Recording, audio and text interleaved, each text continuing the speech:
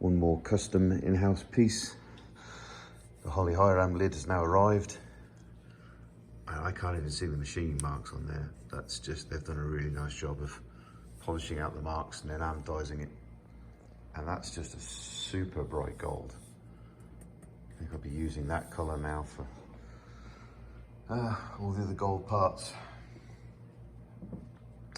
But yeah, so the twin 75mm throttle bodies mount straight to the top, and these brackets here were basically for the coil pack mount, so the 4 coils will be mounted together, mounted off of there. I'm gonna have to make some custom brackets.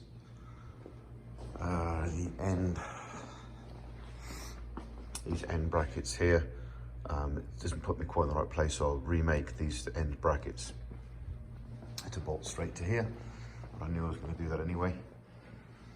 But yes, just super happy. The finish on that is just, yeah, awesome. So yes, one more step closer. And must throw into the same video, right? So I started making all the mounting brackets for pretty much when anything on. I tried to buy some mounting brackets for certain things like the fuel pumps and various other bits and pieces, but really so they never leave enough room, or they're not good enough because I'm not putting them into a nice and easy flat plate, say. So yeah, everything has to be made. So coolers, we need kind of a 4.5 inch gap above, 4.5 inch gap above the coolers, because the exhaust, 3-inch exhaust will exit through here and then go through the exhaust system here. So I had to leave a distance to the top, but we still have a window of about 6 inches where the airflow will come through and around both the coolers. They exit directly through basically where the vacant spaces where the taillights are. So basically there'll be some airflow through there. We've got air coming in from the roof, we've got air coming in through the intercoolers, which is a bit warmer, but still good enough to cool down any oil of that. So that's the gearbox cooler, that's the engine cooler, gearbox cooler and engine cooler both have thermostats. This one here basically is a separate thermostat. I've managed to get the oil pump itself and the pre-filter all underneath the gearbox, and basically just to try and hide them away and get them as low as possible. The fuel pumps, the twin Bosch 44 Motorsport fuel pumps are sitting down to the side of the engine, so the dry sump pump on one side of the motor, on this side it'll be the fuel pumps. It's a bit of a packaging nightmare because the intercoolers obviously take up quite a bit of room. We've got the cast 90s now for the turbo.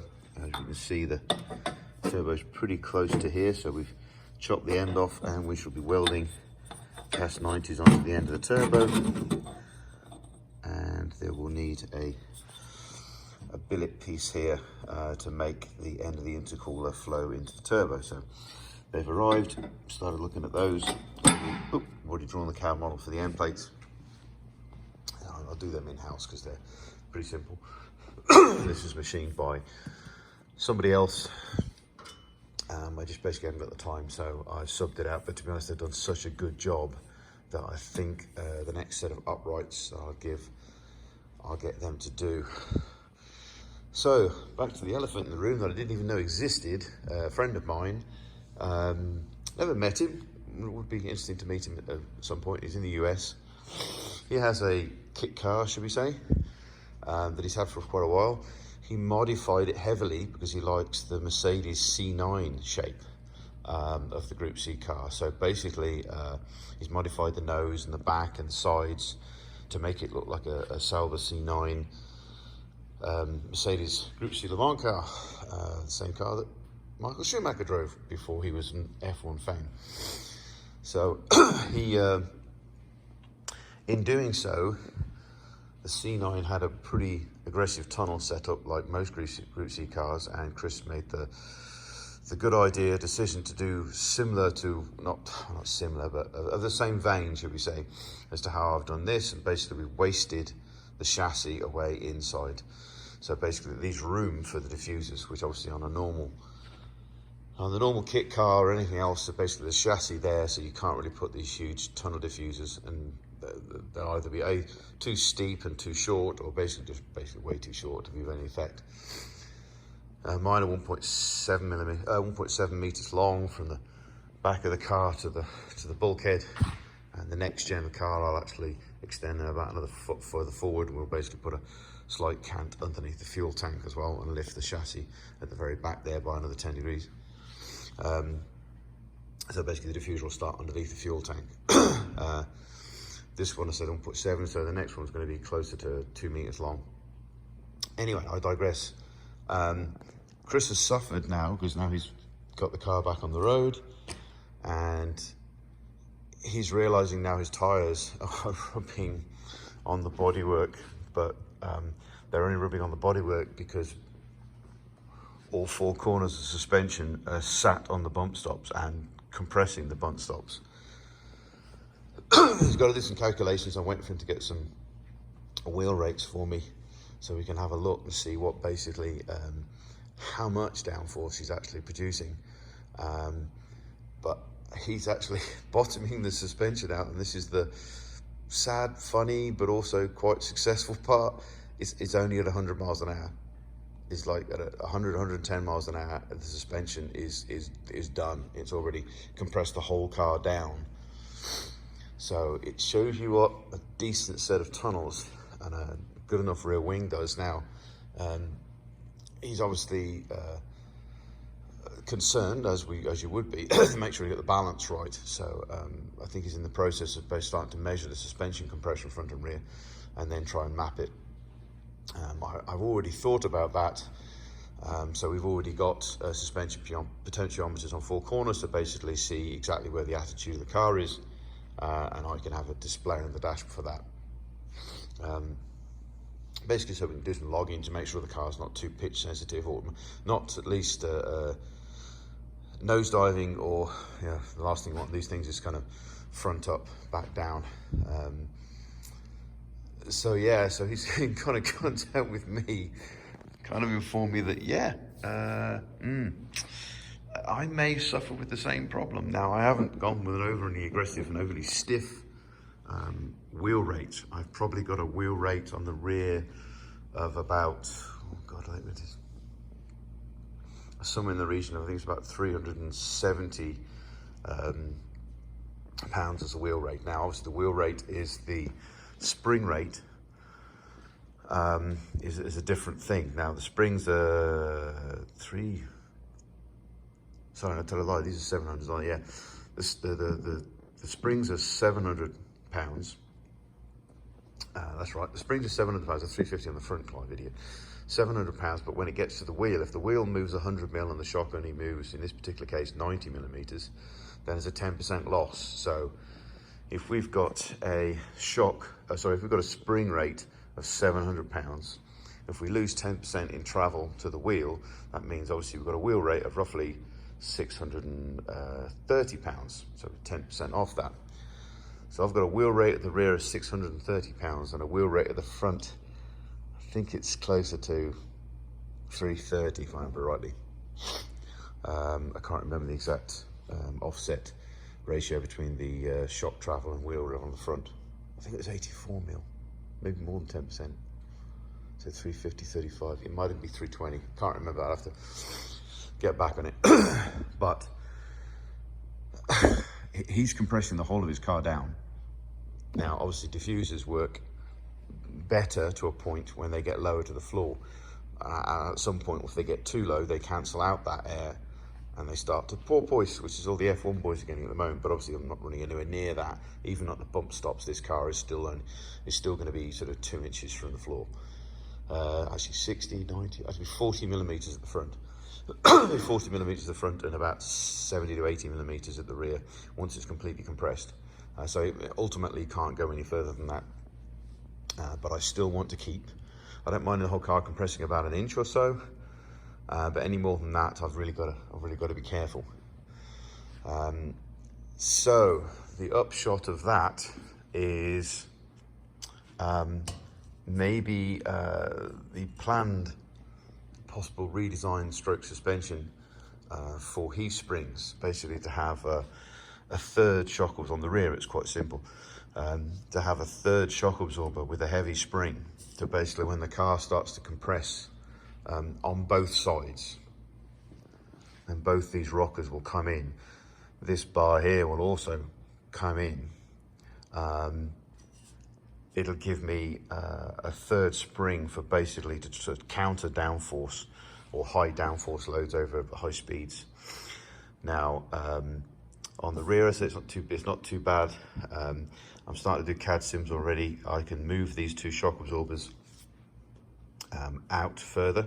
They're done like this at the moment, so they're basically, if you cut a sectional line there, through that line and through this rocker, they're in the same plane. Now, if I move this out slightly, it means it's just a slight angle, but it's literally only like 1 degree or something stupid, so it's not really matter. So I'll move these two shock absorbers further out to give me more space in the center here, and then I'll redesign these top plates for the rockers and basically put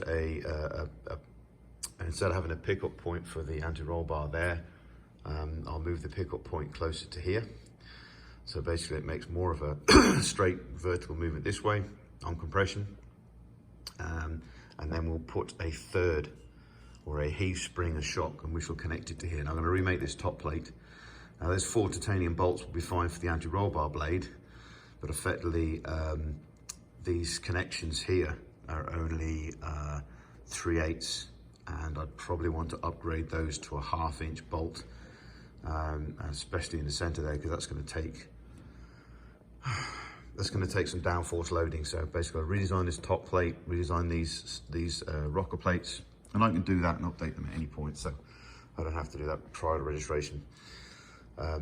And then we'll basically take a third spring just purely for downforce. So I'll have all 3 springs sat together, which would be kind of cool. And I'm sure we'll invoke some questioning in the first car show when people go, why has he got 3 shocks? But anyway, yeah, so that's on the rear. Now on the front,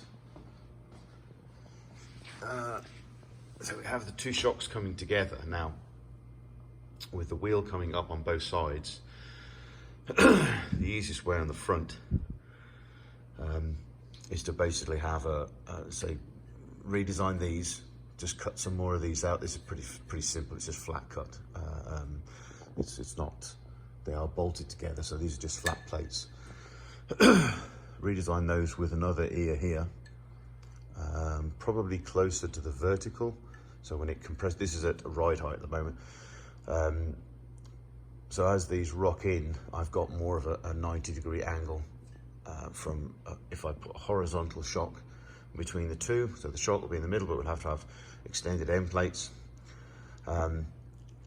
We will end up with a ear coming up here, and then basically from that 90-degree pivot, as that pivots in, it might come further that way. Don't know. I'll have to go through the ratios. But basically we'll end up with plates and a shock absorber between these two here. Another reason I'm trying to keep all this area free. I do have a vent entering here, but to be honest, it enters in a reasonably steep angle from the knacker duct into there, so that shouldn't be a problem. And I can always offset this a little bit further forward if I need to. But yes, yeah, so I'll end up with a third Heave spring joining those two together. Obviously the Heave spring at the rear also incorporates the rocker for the anti-roll bar. This one we still have to, that's another thing I've got one of those put me off jobs is trying to design some blades and get some blades made, because they are ridiculously expensive and I really want to get some made up. We'll put a roll bar there and some traditional sort of blades coming this way underneath the steering rack, and then they'll connect to here and here to give them the anti-roll stiffness at the front. So yeah, we're going to have to go Heave springs. So I haven't got the downforce of, say, Cody Loveland's MV8. I don't think anybody has the downforce. Some Formula 1 cars would probably be quite jealous of Cody's car. But it looks like I may have to add, if I don't do the Heave springs, then sub 100 miles an hour is probably going to be fine, because the downforce numbers aren't going to be quite as high.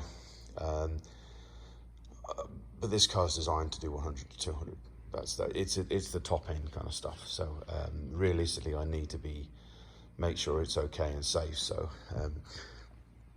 temporarily, I could swap out the sort of 700-pound springs and increase the wheel rates at the rear from, say, the 630 to sort of 900. But then that's going to make an absolutely stiff as hell road car, and I don't want the over stiff suppleness that I'm hoping to have now. So yeah, it's kind of better to do the Heave spring start away. And I say it's not too bad, a little problem to have. I can cut the plates on my own mill.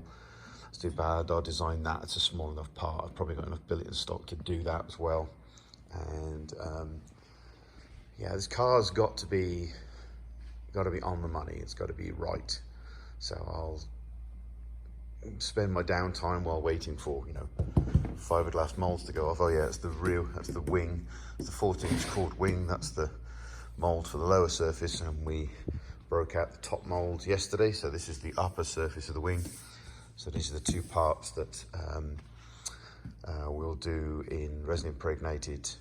In resin infusion carbon fiber epoxy. So this is probably the first carbon part I'm going to make, to be honest.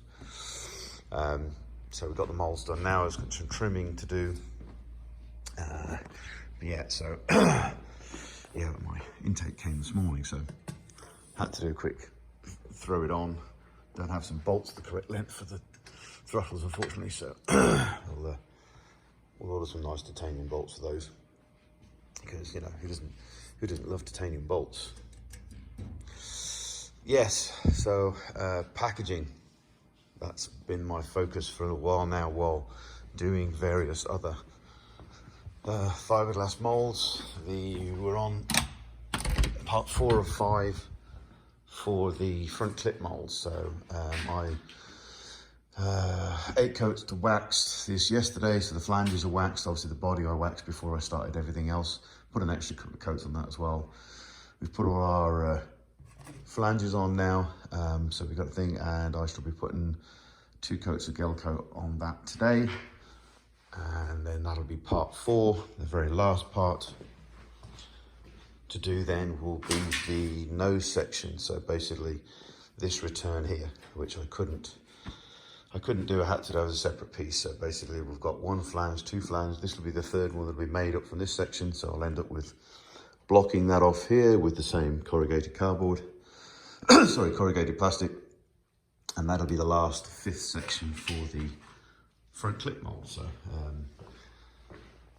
hopefully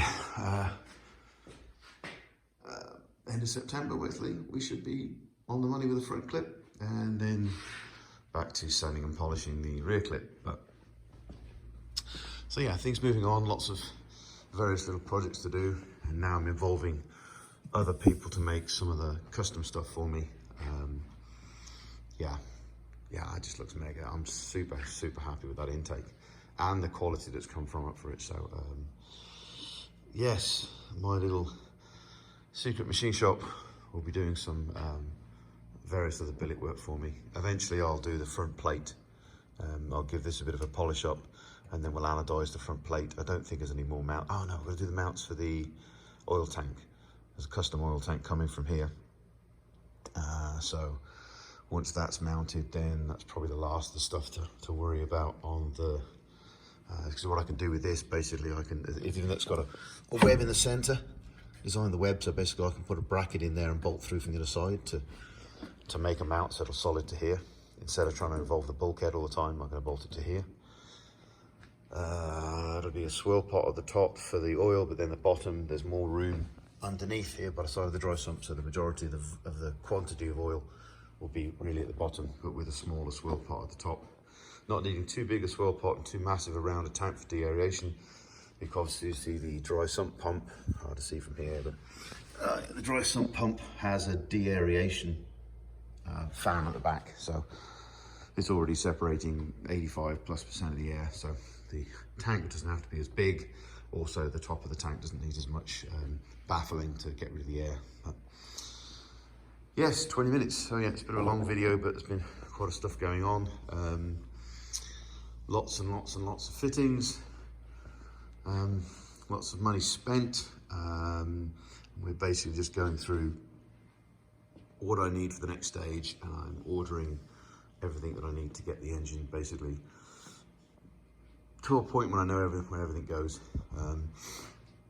The front of the intercoolers, the pipe will come up here, come 90 degrees, and then we'll try and get as long a straight section as we can before we get to the throttle body, because we need a reasonably straight section to run the MAF sensors. The straighter and more linear the air is through a MAF sensor, obviously the more accurate it becomes. And for low idle, low end mapping and basically cruising, a MAF sensor is ultimately a MAF sensor. Then you've got the O2 and the exhaust. Basically, the engine can pretty much predict what it is and makes it a lot more drivable. Throttle response a little better because it already knows what kind of airflow it's getting. And basically, I can run it at lambda 1 and basically have a lot more nicer air calculation. Once it starts to get onto any form of boost, 5-6 psi, then the MAFs are going to run out of calibration, but we don't mind that because we're going to swap at a certain pressure, whatever that might be. We'll swap out the MAF, ignore the MAF, and then basically go more of a speed density, or we'll run basically more straight off a normal map, so kind of ignoring the MAF. So at least we keep the calibration for the MAF where we really want it. So trying to increase the calibration on the MAF so it's not as defined at the bottom. We can just ignore the MAF after a certain amount of pressure. So basically the mass airflow at the bottom of the range, where basically it becomes more useful, should we say, to keep the engine running nicer and basically to give it a better volume efficiency ratio, or whatever you call it, right at the bottom. I'm talking kind of bollocks, don't worry about it. Oops, sorry, it's swore. Anyway, yes, exciting day, parts arriving, and yeah, a little bit at a time. More CAD work today, more fiberglassing, and then hopefully cutting some brackets to the coils. Speak to you all soon.